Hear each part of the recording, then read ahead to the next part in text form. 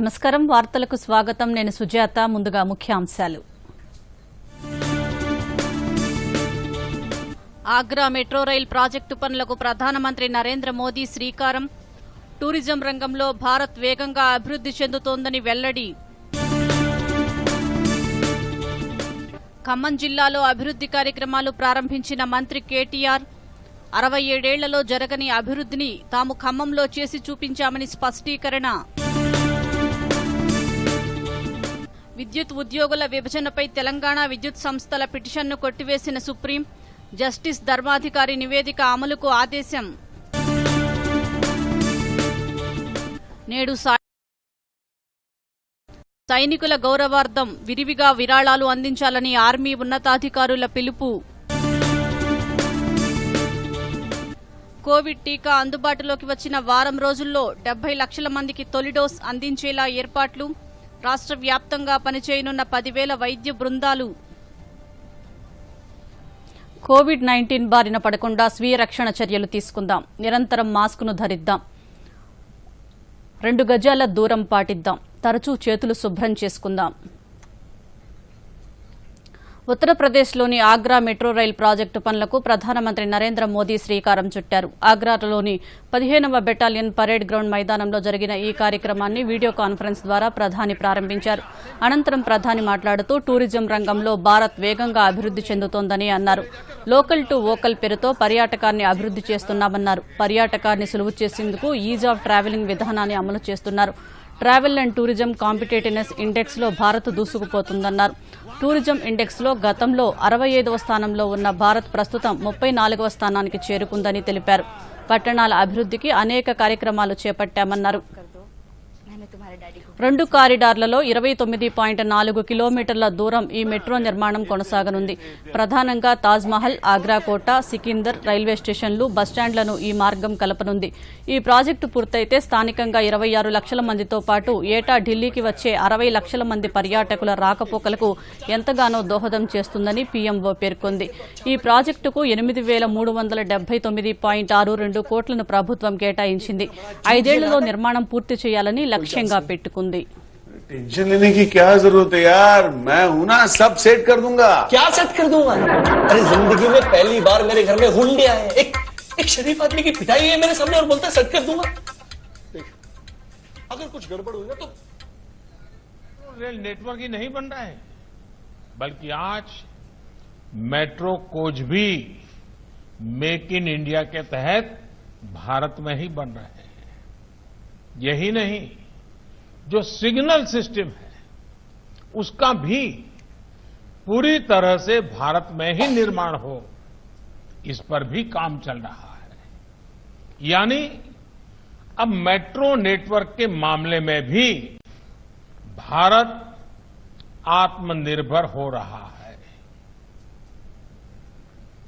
साथियों आधुनिक सुविधाएं मिलने से आधुनिक कनेक्टिविटी मिलने से पश्चिमी यूपी का ये सामर्थ्य और बढ़ रहा है देश का पहला rapid rail transport system Meerut से दिल्ली के बीच बन रहा है दिल्ली मेरठ के बीच 14 लेन का 14 लेन का एक्सप्रेस वे भी जल्द ही इस क्षेत्र के लोगों की सेवा देने लगेगा कनेक्टिविटी और आधुनिक इंफ्रास्ट्रक्चर पर जितना आज देश में खर्च किया जा रहा है उतना पहले कभी नहीं किया गया अब नेशनल इंफ्रास्ट्रक्चर पाइपलाइन प्रोजेक्ट के तहत 100 लाख करोड़ रुपए से अधिक खर्च करने की भी तैयारी है multi modal connectivity infrastructure master plan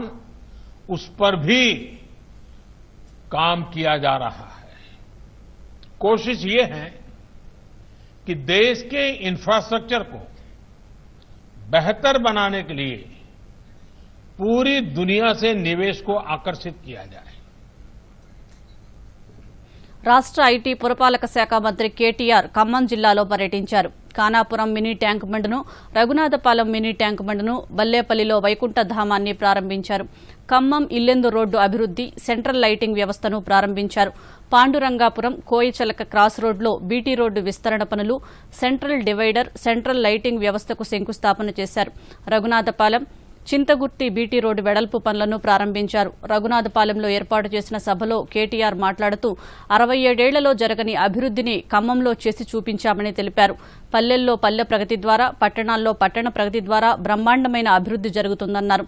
ఎన్నికలు వచ్చినప్పుడు రాజకీయాలు మాట్లాడుకోవాలని, ఎన్నికలు లేని సమయంలో అభివృద్ది విషయంలో అందరూ కలిసి ముందుకు పోవాలన్నారు. రఘునాథపాలెం మండలాన్ని ఆదర్శంగా తీర్చిదిద్దాలన్నారు. మీ మినిస్టర్ గారు, మీ స్థానిక ఎమ్మెల్యే గారు, అత్యంత చురుకైన, అత్యంత క్రియాశీలమైన, అత్యంత డైనమిక్ నాయకుడు అజయ్ గారు, పార్టీలకు అతీతంగా అందరం కూడా కలిసిమెలిసి అభివృద్ధి విషయంలో ముఖ్యంగా గ్రామాలు కానీ పట్టణాలు కానీ చేసుకోవాల్సిన బాధ్యత మన మీద ఉంటుంది. మరి అందులో రఘునాథపాలెంని ఒక ఆదర్శ మండలంగా చేయాలని మీ మంత్రి గారు కంకణం కట్టుకున్నారు. మంత్రి గారు అభివృద్ధితో, మంత్రి గారు డబ్బులు తెస్తే మాత్రమే ఆదర్శ మండలం కాదు, ప్రజల భాగస్వామ్యం ఉండాలి. మీరు కూడా పూర్తి స్థాయిలో పాలు పంచుకుని పారిశుద్ధ్యం విషయంలో కానీ ఇంకా ఇతర కార్యక్రమాల విషయంలో కానీ మీరు కూడా పాలు పంచుకుని, మీరు కూడా మా వంతు బాధ్యతగా మేము కూడా మా ఊరిని ఇంత చక్కటి చెరువు చేసుకున్నాం, దాన్ని చక్కగా పరిశుభ్రంగా ఉంచుకుంటామని కానీ, లేదా మనం డెవలప్ చేసుకున్న ఇతర కార్యక్రమాల్లో కూడా అదే పద్ధతిలో అన్ని చక్కగా మెయింటైన్ చేసుకుంటామనే ఒక స్ఫూర్తి స్థానిక సంస్థల ప్రజాప్రతినిధులు, వార్డు మెంబర్ నుంచి మొదలు పెడితే సర్పంచ్, ఎంపీటీసీ నుంచి అందరం కూడా ఏకోన్ముఖంగా కదిలినప్పుడే సాధ్యమవుతుంది తప్ప ఆదర్శ మండలం అనేది కేవలం డబ్బులతో కాదు అనే విషయాన్ని కూడా మీకు గుర్తు చేస్తూ, తెలంగాణ, ఆంధ్రప్రదేశ్ రాష్ట్రాల మధ్య విద్యుత్ ఉద్యోగుల విభజనపై సుప్రీంకోర్టు తీర్పు వెల్లడించింది.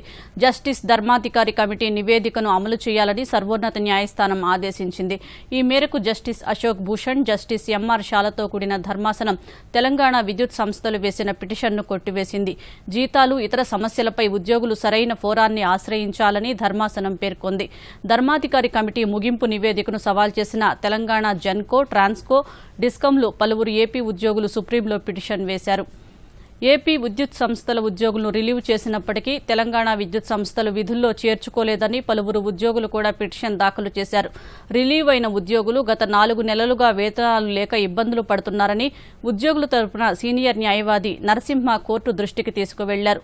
వివాదంలో లేని 584 మందిని రాష్ట్రానికి అదనంగా కేటాయించారని తెలంగాణ విద్యుత్ సంస్థలు అభ్యంతరం వ్యక్తం చేశారు. దీనిపై తాజాగా విచారణ చేపట్టిన అత్యున్నత న్యాయస్థానం తీర్పు వెలువరించింది. ఎముకలు కొరికే తీవ్ర చలి వణికించినా, కుండపోత వర్షాలు కురిసినా, మండుటెండలు ఇబ్బంది పెట్టినా చెక్కుచెదరని ఆత్మస్థైర్యం, దేశభక్తి సైనికుల సొంతం. దేశ భద్రత కోసం అహర్నిశలు శ్రమిస్తూ ప్రాణాలను సైతం పణంగా పెడుతున్న సైనికుల గౌరవార్థం 1949 నుంచి ప్రతి ఏటా డిసెంబర్ 7న సాయుధ దళాల పతాక దినోత్సవం నిర్వహించుకుంటున్నాం. దేశం కోసం సైనికులు చేస్తున్న త్యాగాలను స్మరించుకుంటూ వారి కుటుంబాలకు అండగా ఉన్నామని తెలియచేయటమే ఆర్మీ ఫోర్సెస్ ఫ్లాగ్ డే ప్రత్యేకత. దేశ రక్షణతో పాటు అంతర్గతంగా జరిగే అనేక విపత్కర పరిస్థితులను చక్కదిద్దటంలో ఆర్మీ, వైమానిక, నౌకాదళం కీలక పాత్ర పోషిస్తూ ఉంటాయి. ప్రజలు ధన, మాన ప్రాణాలను రక్షించడంలో సాయుధ దళాలు ముందు వరుసలో ఉంటాయి. రాష్ట్రాలలో సంభవించిన వరదలు, భూకంపాల సమయంలో వేలాది మందిని తమ ప్రాణాలను సైతం లెక్క చేయకుండా సురక్షిత ప్రాంతాలకు సైనికులు చేర్చుతుంటారు. త్రివిధ దళాల ప్రాతినిధ్యం వహించే ఎరుపు, ముదురు నీలం, లేత నీలం రంగుల జెండాలను కేంద్రీయ సైనిక్ బోర్డు, రాజ్యసభ, జిల్లా సైనిక్ బోర్డు ద్వారా ప్రజలకు పంపిణీ చేసి విరాళాలు సేకరిస్తారు.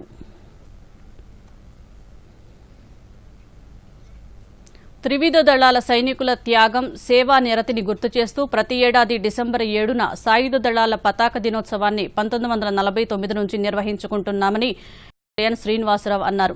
సైనిక కుటుంబాల గౌరవార్థం నిర్వహించుకునే ఈ ప్రత్యేక దినోత్సవం రోజున కృతజ్ఞతాభావంగా ప్రతి భారతీయుడు గుర్తుంచుకోవాలన్నారు.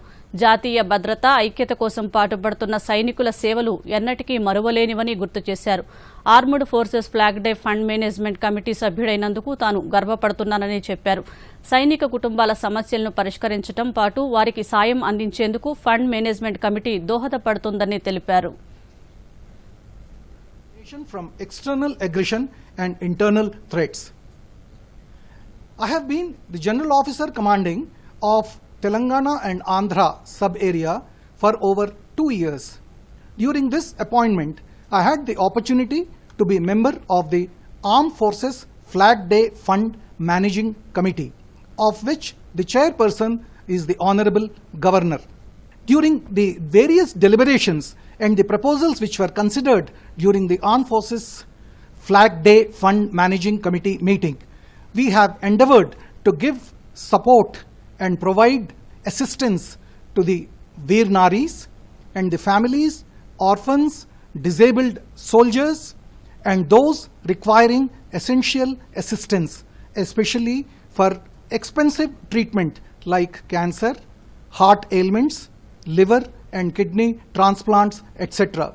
We have also provided subsidies and scholarship to deserving people. Though there are several schemes organized by the government for welfare of the ex-servicemen and Veer Naris, some of them who are eligible may not be able to utilize these due to the rules. However, because of their need, they were provided from the Armed Forces Flag Day Fund by the Honorable Governor when decided during the meeting. యుద్ధంలో గాయపడిన వారికి పునరావాసం కల్పించటం, మాజీ సైనికోద్యోగులు వారి కుటుంబాల సంక్షేమం కోసం సాయుధ బలగాల పతాక దినోత్సవం రోజు ప్రజలు ఎంతో కొంత విరాళం ఇవ్వాలని లెఫ్టినెంట్ జనరల్ కెఆర్ రావు అన్నారు. ప్రజలు, దాతలు ఇచ్చే విరాళాల ద్వారా అమరవీరుల కుటుంబాలు, మాజీ సైనికులు వారి కుటుంబాల సంక్షేమానికి ఉపయోగపడతాయని అన్నారు. దేశం కోసం అహర్నిశలు శ్రమించిన సైనికులకు సాయం చేయాలన్న దృక్పథంతో ప్రతి భారతీయుడు డిసెంబర్ 7న విరాళాలు అందించాలని విజ్ఞప్తి చేశారు. ఆర్మ్ ఫోర్సెస్ వాళ్ళకి వాలంటరీ కలెక్షన్స్ కలెక్ట్ చేసుకుని వాటిల్ని సద్వినియోగం చేస్తానికి, ఈ సద్వినియోగం చేస్తానికి బేసికలీ 3 కారణాలు, 3 రకాలుగా వచ్చే కలెక్షన్స్ని స్పెండ్ చేస్తారు. ఫస్ట్ ఏంటి, ఎక్స్ సర్వీస్మెన్ వెల్ఫేర్ అనేది first point. Second point, battle casualties. ఎందుకంటే యుద్ధం జరుగుతున్నప్పుడు యుద్ధంలో గాయపడటం కామనే. చాలామంది చేతులు ఇరిగిన వాళ్ళు ఉంటారు, కాళ్ళు ఇరిగిన వాళ్ళు ఉంటారు, కొన్ని బుల్లెట్లు బాడీలో దిగిపోయిన వాళ్ళు ఉంటారు, బ్యాటిల్ క్యాజువల్టీస్ చాలామంది ఉంటారు. యుద్ధంలో గాయపడ్డాడు, అలాంటి వారి వెల్ఫేర్ గురించి. తర్వాత సర్వింగ్ సోల్జర్స్ ఉన్నారు, సర్వింగ్ సోల్జర్స్ వాళ్ళ ఫ్యామిలీస్. సో ఈ కలెక్షన్స్ అనేవి దేశమంతటా కలెక్షన్ జరుగుతాయి, ఒకరోజు ఫిక్స్ చేశారు. ప్రస్తుతం దేశం చాలా క్లిష్ట పరిస్థితిలో ఉంది, అందరికీ తెలిసిన విషయమే.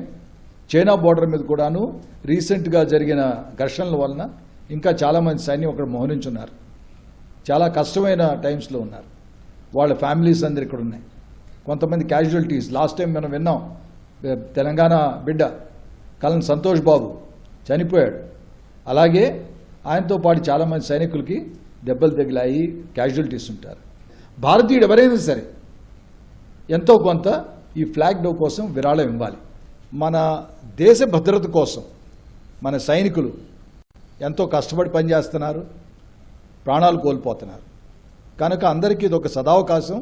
వాళ్ళందరినీ అభినందిస్తానికి, వాళ్ళందరి అభివృద్ధి వెల్ఫేర్ ఇంప్రూవ్ చేస్తానికి అందరూ విరాళాలు ఇవ్వాల్సిందిగా నేను కోరుతున్నాను.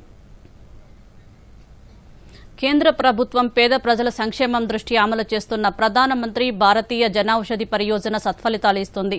వివిధ రకాల వ్యాధులతో ఆసుపత్రులకు వెళ్లి వైద్యులు రాసే మందులను అధిక ధరలు వెచ్చించి కొనలేని వారికి జనౌషధి కేంద్రాలు ఆపన్న హస్తాన్ని అందిస్తున్నాయి. వేలు ఖర్చు పెట్టలేని రోగులకు సైతం కేంద్రం ప్రవేశపెట్టిన పథకం బాసటగా నిలుస్తోంది. ప్రధానమంత్రి నరేంద్ర మోదీ సారథ్యంలోని కేంద్ర ప్రభుత్వం పేద, సామాన్య, మధ్యతరగతి ప్రజలకు తక్కువ ధరకే నాణ్యమైన మందులను అందించాలనే సదుద్దేశంతో ప్రధానమంత్రి భారతీయ జనౌషధి పరియోజన ప్రారంభించింది. ఈ పథకాన్ని 2008లో పంజాబ్ రాష్ట్రంలో తొలిసారిగా ప్రారంభించారు. అనంతరం ప్రధానమంత్రి నరేంద్ర మోదీ మార్చి 2015లో ఈ పథకం పేరును ప్రధానమంత్రి జన ఔషధిగా మార్చారు. ఆ తరువాత 2016లో సకల సౌకర్యాలు, విశిష్టంతో మరిన్ని సదుపాయాలు కల్పించి ప్రధానమంత్రి భారతీయ జన ఔషధి పరియోజనగా మార్చారు.